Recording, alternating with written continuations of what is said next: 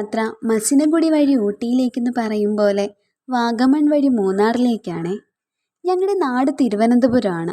ഇന്ന് വെളുപ്പിന് 3 മണിക്ക് ഞങ്ങൾ അവിടെ നിന്ന് യാത്ര തിരിച്ചു. ഏകദേശം രാവിലെ 8 മണിയൊക്കെ ആയപ്പോഴേക്കും ഞങ്ങൾ വാഗമണ്ണെത്തി. അവിടെ നിന്ന് ബ്രേക്ക്ഫാസ്റ്റൊക്കെ കഴിച്ച് ഞങ്ങൾ ഇപ്പോൾ പോകുന്നത് മൊട്ടക്കുന്ന് കാണാനാണ്. വാഗമൺ പ്രോപ്പറായിട്ട് ഇടുക്കിയിലല്ല കേട്ടോ സ്ഥിതി ചെയ്യുന്നത്. കോട്ടയം ഇടുക്കി ജില്ലകളുടെ അതിർത്തി പങ്കിടുന്ന ഒരു മലമ്പ്രദേശമാണ് വാഗമൺ. വാഗമണ്ണിന് വേറൊരു പ്രത്യേകത കൂടിയുണ്ട്. ഇത് ലോകത്തിലെ സഞ്ചാര കേന്ദ്രങ്ങളുടെ പട്ടികയിൽ നാഷണൽ ജിയോഗ്രഫിക് ട്രാവലർ ഉൾപ്പെടുത്തിയ 10 വിനോദ കേന്ദ്രങ്ങളിൽ ഒന്നാണ്. നമ്മൾ ആദ്യം കാണാൻ പോകുന്നത് മൊട്ടക്കുന്നാണേ. രാവിലെ 9 മണി മുതൽ വൈകുന്നേരം 6 മണി വരെയാണ് പ്രവേശന സമയം. ഒരാൾക്ക് 25 രൂപയാണ് എൻട്രി ഫീസ് വരുന്നത്. വെക്കേഷനൊക്കെ ആയതുകൊണ്ടാകാം രാവിലെ നല്ല തിരക്കുണ്ടായിരുന്നു. നടക്കുന്നതിൻ്റെ ഇരുവശത്തും ഈ ഇലച്ചെടികൾ പിടിപ്പിച്ചിരിക്കുന്നത് കാണാൻ നല്ല ഭംഗിയാണേ. പ്രത്യേകിച്ച് ഈ സൂര്യൻ്റെ പ്രകാശം കൂടി അടിക്കുമ്പോൾ ഇത് തിളങ്ങുന്ന പോലെ നമുക്ക് ഫീൽ ചെയ്യും.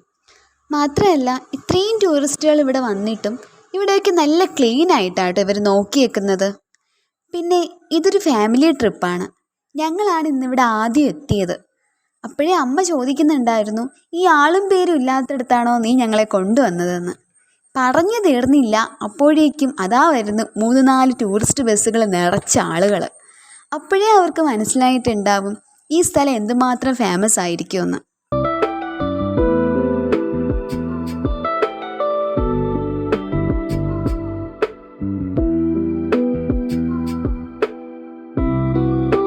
ഇതാ താഴെ ഒരു കുഞ്ഞു കുളം കാണാവേ. അവിടെ മുൻപ് എന്തെങ്കിലും ആക്ടിവിറ്റീസ് ഉണ്ടായിരുന്നിരിക്കാം, കുഞ്ഞുങ്ങളുടെ കയാക്കിങ്ങോ മറ്റോ. പക്ഷേ ഇപ്പോൾ അവിടെ ഉപയോഗിക്കാതെ കിടക്കുന്നു എന്നാണ് തോന്നുന്നത്. വേറെ ആരും ഇറങ്ങി ചെല്ലുന്നത് ഞാൻ കണ്ടില്ല. പിന്നെ ഇതിനകത്ത് സിപ്പ് ലൈനൊക്കെ ഉണ്ട് കേട്ടോ. നമുക്കിനി അങ്ങോട്ട് പോവാം. പിന്നെ ഈ ചാനൽ ആദ്യമായിട്ട് കാണുന്നവരാണ് ഉറപ്പായിട്ട് സബ്സ്ക്രൈബ് ചെയ്യണേ, മറക്കരുതേ.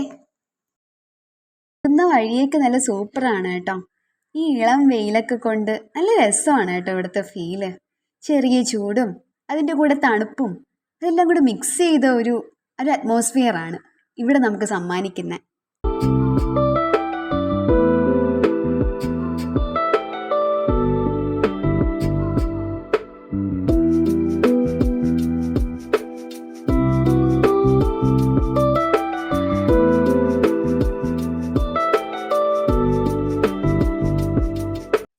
ഇതാണ് ഈ സിപ്പ് ലൈനിൻ്റെ സ്റ്റാർട്ടിംഗ് പോയിന്റ്.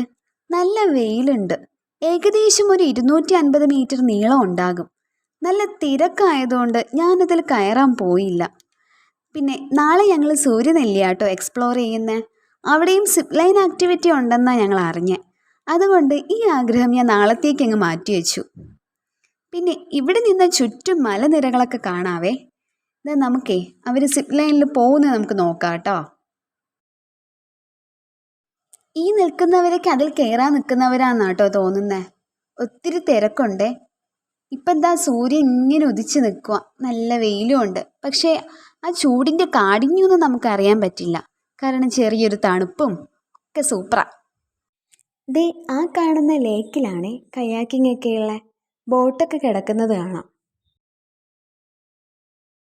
പിന്നെ കുന്നുകളുടെ ഒരു ശേഖരണമാണ് കേട്ടോ ഈ മൊട്ടക്കുന്ന്. നമുക്ക് എത്ര കുന്ന് വേണമെങ്കിലും കയറാം. പക്ഷേ എനിക്ക് ഈ കുന്ന് കയറുന്നത് അത്ര ഇഷ്ടമില്ലാത്ത കാര്യമായതുകൊണ്ട് ഞാൻ അതിനു വേണ്ടി മുതിർന്നില്ല. ഇവിടെ നിന്ന് നോക്കുമ്പോഴുണ്ടല്ലോ ആകാശം ഒരു പ്രത്യേക ഭംഗിയാണേ. അവിടെ ചെറിയ ചെറിയ മേഘങ്ങൾ വന്ന് കിടപ്പുണ്ട്. അത് കാണുമ്പോൾ കിട്ടുന്നൊരു വൈബ് പറഞ്ഞറിയിക്കാൻ പറ്റില്ല. എല്ലാവരും ഉറപ്പായിട്ടും ഒരിക്കലെങ്കിലും വന്നിരിക്കേണ്ട സ്ഥലമാണ് കേട്ടോ ഇത്. ഇവിടുത്തെ കാഴ്ചകൾ ഇതൊക്കെയാണേ.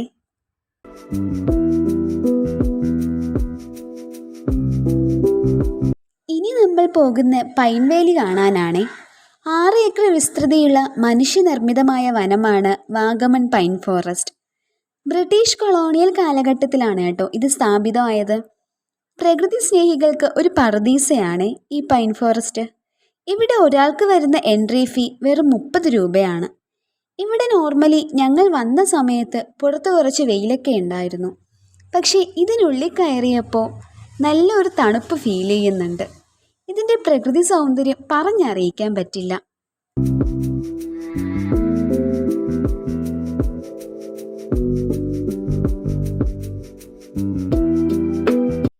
ബോർഡിൽ കാണുന്ന പക്ഷികളൊക്കെ ഇവിടുത്തെ സന്ദർശകരാട്ടോ. ഇവിടെ വരുന്ന ടൂറിസ്റ്റുകൾക്ക് അതിൻ്റെ കൊക്ക് നോക്കി അതിനെ ഐഡൻറ്റിഫൈ ചെയ്യാനാണ് ഇവിടെ ഈ ബോർഡ് സ്ഥാപിച്ചേക്കുന്നത്. ഇനി നമുക്ക് താഴേക്ക് നടക്കാം. കുറച്ച് തിരക്കൊക്കെ ഉണ്ടെങ്കിലും നല്ലൊരു ഫീലാണ് ഇങ്ങനെ നടക്കാൻ.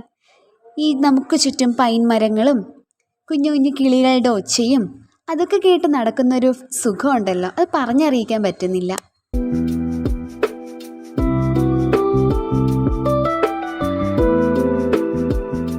ദാ ഈ കാണുന്ന ബോർഡിൽ പക്ഷികളെ അവരുടെ കാലുകൾ വെച്ച് എങ്ങനെ മനസ്സിലാക്കാമെന്നാണ് കാണിച്ചേക്കുന്നത്.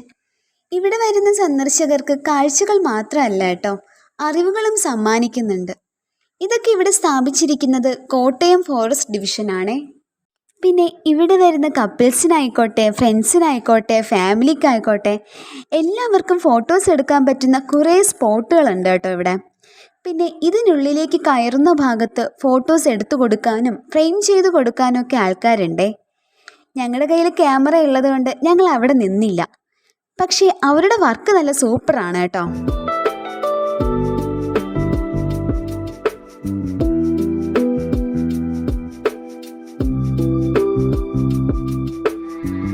ഇവിടുത്തെ കാഴ്ചകളും കണ്ട് ഇനി നമ്മൾ പോകുന്നത് അഞ്ചുരുളി ടണൽ കാണാനാണ്. ഇവിടുന്ന് ഏകദേശം 36 കിലോമീറ്റർ ഉണ്ട് അഞ്ചുരുളിയിലേക്ക് എത്താൻ. തിരിച്ചുള്ള യാത്രയിൽ കണ്ട കാഴ്ചയാണ് ഇത്. അഡ്വഞ്ചേഴ്സ് പാർക്കിനകത്തുള്ള ആക്ടിവിറ്റീസിലൊന്നാണ് കേട്ടോ ഈ പാരച്യൂട്ട് റൈഡിങ്. ഞങ്ങൾക്ക് വൈകുന്നേരത്തിനുള്ളിൽ സൂര്യനെല്ലിയിൽ എത്തണമെന്നുള്ളത് കൊണ്ട് തന്നെ ഇവിടെ കയറാൻ ടൈം കിട്ടിയില്ല. ഇതിനുള്ളിലാണ് ഗ്ലാസ് ബ്രിഡ്ജൊക്കെ. ഇനി നമ്മുടെ യാത്ര അഞ്ചുരുളിയിലേക്കാണ്. അഞ്ചുരുളി എന്ന് കേൾക്കുമ്പോഴേ നമുക്ക് ആദ്യം ഓർമ്മ വരുന്നത് നമ്മുടെ ഫഹദ് ഫാസിൽ തകർത്ത് അഭിനയിച്ച ഇയ്യോബിൻ്റെ പുസ്തകം മൂവിയായിരിക്കും. പോകുന്ന വഴിക്കൊക്കെ ഈ തേയിലത്തോട്ടങ്ങൾ കാണാൻ നല്ല ഭംഗിയാണ്. നമ്മുടെ തിരുവനന്തപുരത്ത് ഇങ്ങനെയുള്ള കാഴ്ചകൾ വിരളമാണ്. പിന്നെ പൊന്മുടിയൊക്കെ നമുക്ക് സ്വന്തമായിട്ടുണ്ടെങ്കിലും യാത്രയിലുടനീളം ഇങ്ങനെ തേയിലത്തോട്ടങ്ങൾ കാണാൻ കഴിയുന്നത് ഒരു പ്രത്യേക വൈബാണ്. ഇനി നമുക്ക് അഞ്ചുരുളി ടണലിനെ പറ്റി കൂടുതലൊന്നറിയാം. ഇരട്ടയാർ ഡാമിൽ നിന്നും ഇടുക്കി ജലസംഭരണിയിലേക്ക് വെള്ളമൊഴുക്കുന്ന ടണലാണ് ഇവിടുത്തെ പ്രത്യേകത. ഇതിൻ്റെ ചരിത്രം എന്താണെന്ന് വെച്ചാൽ 1974 മാർച്ച് 10 നിർമ്മാണം ആരംഭിച്ചത്. 6 വർഷം എടുത്തു ഈ നിർമ്മാണം പൂർത്തിയാകാൻ. 1980 ജാനുവരി 30 ഇത് ഉദ്ഘാടനം ചെയ്തത്. 5 കിലോമീറ്റർ നീളവും 24 അടി വ്യാസവുമുള്ള ഈ ടണൽ ഇരട്ടയാർ മുതൽ അഞ്ചുരുളി വരെ ഒറ്റ പാറയിലാണ് നിർമ്മിച്ചേക്കുന്നത്. പാറയിൽ കോലഞ്ചേരി സ്വദേശി കോൺട്രാക്ടർ പൈലിപ്പിള്ളയുടെ നേതൃത്വത്തിലാണ് ഇത് നിർമ്മിച്ചത്. പിന്നെ കല്യാണത്തണ്ട് മലയുടെ ഏറ്റവും ഉയരം കൂടിയ ഭാഗത്താണ് ഈ തുരങ്കം. ബാക്കിയുള്ള കാര്യങ്ങളും വിശേഷങ്ങളുമൊക്കെ നമുക്ക് അവിടെ എത്തിയിട്ട് പറയാം.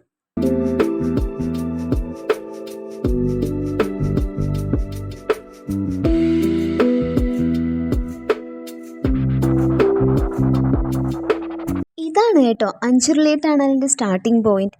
ഇതിൻ്റെ ശരിക്കും വരുന്ന ലൊക്കേഷൻ കട്ടപ്പനയിൽ നിന്നും ഏലപ്പാറ വഴി ഏകദേശം 9 കിലോമീറ്റർ ഉള്ളിലേക്കാണ്.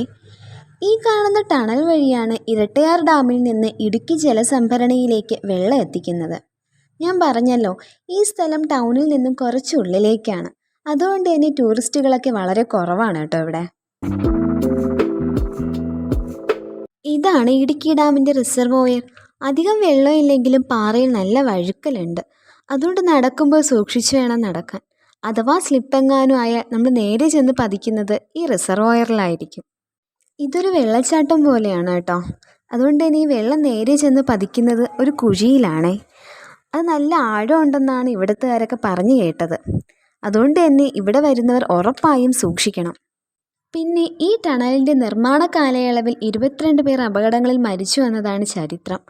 വേറൊരു സംഭവം എന്താണെന്ന് വെച്ചാൽ ഇടുക്കി ഡാമിൽ വെള്ളം നിറയുമ്പോൾ ഈ ടണലിൻ്റെ പൂമുഖത്ത് വരെ വെള്ളം കയറും എന്നാണ് ഇവിടെയുള്ളവരൊക്കെ പറയുന്നത്. അപ്പോൾ 1000 അടിക്ക് മുകളിൽ വെള്ളം ഉണ്ടാകും. ഇനി നമുക്ക് അതിനുള്ളിലെ കാഴ്ചകൾ എന്താണെന്ന് കാണാം.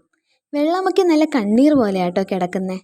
പിന്നെ ഞാൻ ആദ്യമേ പറഞ്ഞല്ലോ ഈ ടണലിന് 5 കിലോമീറ്റർ നീളമുണ്ടെന്ന്. എന്തായാലും 5 കിലോമീറ്റർ നടക്കാൻ എനിക്ക് വയ്യാത്തത് കൊണ്ടും പിന്നെ അതിനുള്ളിലേക്ക് ചെല്ലുന്തോറും ഓക്സിജൻ്റെ ലഭ്യത കുറഞ്ഞേക്കാമെന്നുള്ളതുകൊണ്ടും ഞാൻ എൻ്റെ ഈ ആഗ്രഹം അങ്ങ് മാറ്റിവെച്ചു. എങ്കിലും ദൂരെ ആ കാണുന്ന ആ കുഞ്ഞു വട്ടമില്ലേ, അതാണ് കേട്ടോ ഇതിൻ്റെ മറുഭാഗം. ഇതിനുള്ളിലേക്ക് കയറുന്നവർ പ്രത്യേകിച്ചും ശ്രദ്ധിച്ചു വേണം കേട്ടോ നടക്കാൻ.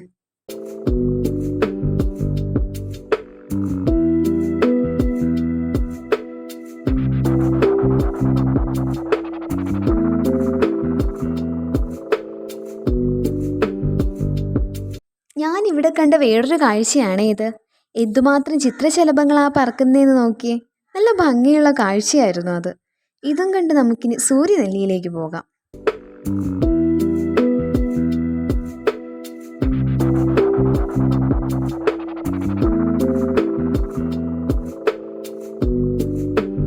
ഇന്നത്തെ ഞങ്ങളുടെ stay സൂര്യനെല്ലിയിലെ Kerala forest ഡിപ്പാർട്ട്മെൻറ്റിൻ്റെ Anayirangal base ക്യാമ്പിലാണ് കേട്ടോ.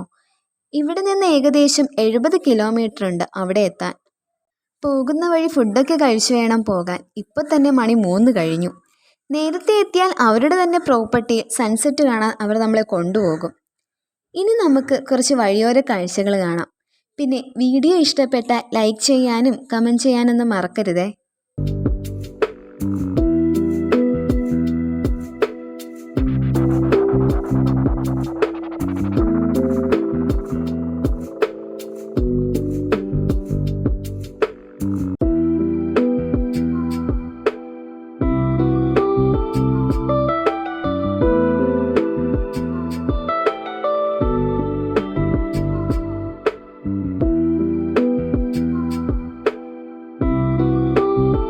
ഇപ്പോൾ ഞങ്ങൾ കേരള തമിഴ്നാട് ബോർഡർ ടച്ച് ചെയ്താട്ടോ പോകുന്നത്. അതുകൊണ്ട് തന്നെ ഇതുവരെ കണ്ടുവന്ന കാഴ്ചകളുടെ സ്റ്റൈലൊക്കെ അങ്ങ് മാറി. ഇപ്പോൾ മരങ്ങളൊക്കെ കണ്ടു തുടങ്ങി. നല്ല തണുപ്പൊക്കെ ഉണ്ട് കേട്ടോ. ഉയരം കൂടുന്തോറും അന്തരീക്ഷത്തിലെ ചൂടൊക്കെ മാറി നല്ല തണുപ്പായിട്ടുണ്ട്.